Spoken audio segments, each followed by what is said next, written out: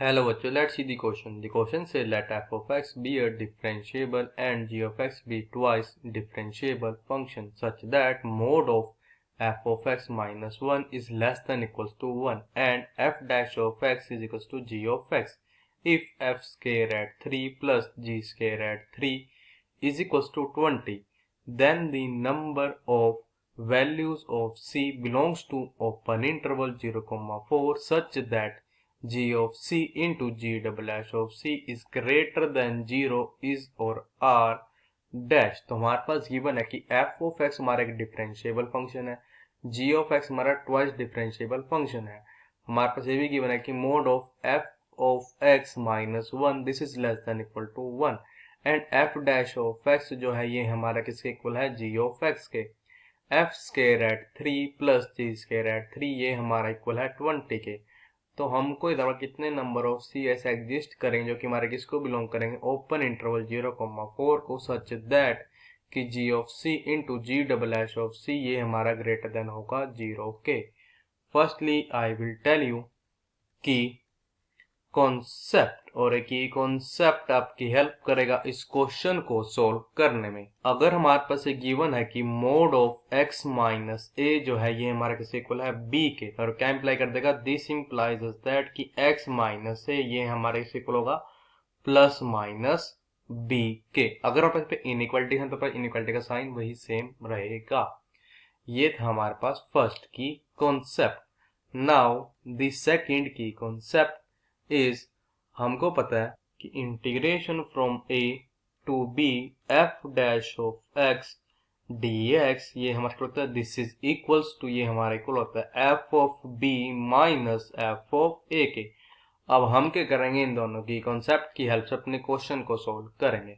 हमारे पास यहाँ पे सबसे पहली चीज गिवन ये थी कि mod of f of x minus 1 ये हमारा लेस देन इक्वल टू 1 के। तो हमारे को इम्प्लाई कर देगा, दिस इम्प्लाइज दैट कि f ऑफ x माइनस 1 ये हमारा होगा this is less than equals to plus minus 1 के। तो हमारे को ये क्या इम्प्लाई करते हैं यहाँ से कि दिस इम्प्लाइज दैट कि देखो या तो हमारे पास क्या होगा, तो क्या कर देगा, दिस इम्प्लाइज दैट कि 0 से या तो बड़ा या बराबर होगा हमारा f ऑफ x, बट ये हमारा लेस देन इक्वल टू किसके होगा, 2 के। इसको ज्यूम कर लेते हैं हम अपनी इक्वेशन फर्स्ट। अब हमारे पास यहाँ पे चीज गिवन थी कि f square at 3 plus g square at 3 ये हमारा किसके इक्वल है, 20 के। और एक चीज आई थी कि 0 is less than equals to f of x which is less than equal to 2। तो हमारा क्या इंप्लाई कर देगा, दिस इंप्लाइज दैट कि 0 is less than equals to f square of x which is less than equals to 4। तो हमारा क्या imply कर देगा, दिस इंप्लाइज दैट कि 0 is less than equals to f square of 3 which is less than equals to 4। तो हमारे पास अब ये चीज भी थी कि f square of 3 plus ji square at 3 ये हमारा किसके इक्वल है, 20 के। एक बार वैल्यू पुट करते हैं हम f स्केयर ऑफ 3 की 0, एक बार पहले पुट करेंगे f स्केयर ऑफ 3 की 4।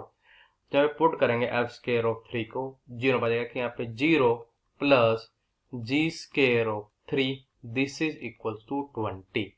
तो क्या जाएगा, दिस इंप्लाइज दैट कि G square of 3 this is equal to आ जाएगा, ये हमारे को आ जाएगा 20 माइनस 0 मीन्स 20 के। तो क्या जाएगा, दिस इंप्लाइज दैट कि g ऑफ 3 यहाँ पे हो जाएगा this is equals to plus minus 2 times of square root 5। हम बेसिकली ये कर रहे हैं, एक बार मिनिमम वैल्यू पुट करें f स्क्वायर ऑफ 3 की, एक बार मैक्सिमम वैल्यू। आगे पुट करते हैं maximum value of f square 3 जो कि हमारे पास क्या है 4, आ जाएगा 4 plus g square of 3 this is equal to 20। तो क्या इंप्लाई करते हैं, दिस इंप्लाइज दैट कि g स्क्वायर ऑफ 3 यहाँ होगा this is equal to 20 minus 4 means 16।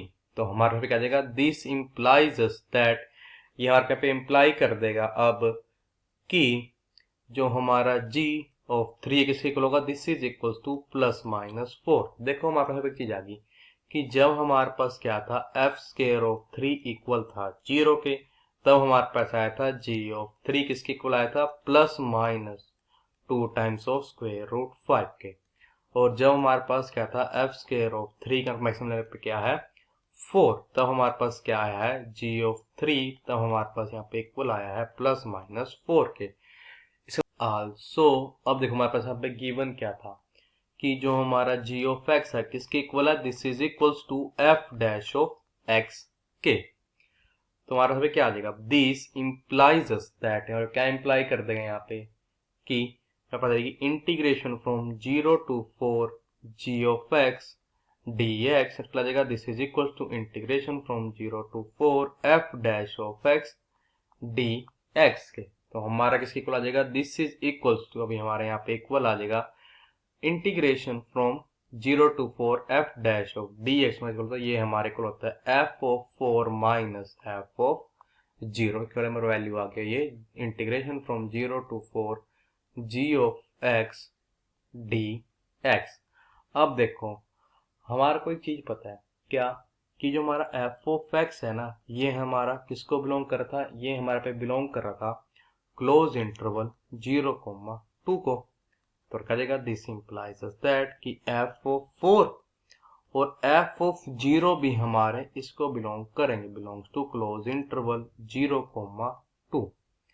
तो हमारे पे क्या इंप्लाई कर देगा, दिस इंप्लाइज दैट क्या होता है कि F of 4 minus f of 0 ये हमारे किसको बिलोंग करेगा। देखो हमारे पे मिनट कब आएगी, जब हमारे पास क्या होगा एफ ऑफ 4 अटेन करेगा उसकी मिनिमम वैल्यू और एफ ऑफ 0 अटेन करेगा उसकी मैक्सिमम वैल्यू, मेरे पास जाएगा 0 माइनस 2, तो यहाँ पे -2 कोमा। अब हमारे पास की वैल्यू कब आएगी, जब एफ ऑफ 4 तो अटेन करे हमारी maximum value, but F of 0 हमारे अटेन करे उसकी मिनिमम वैल्यू, तो यहाँ पे 2 माइनस 0 मीन्स 2।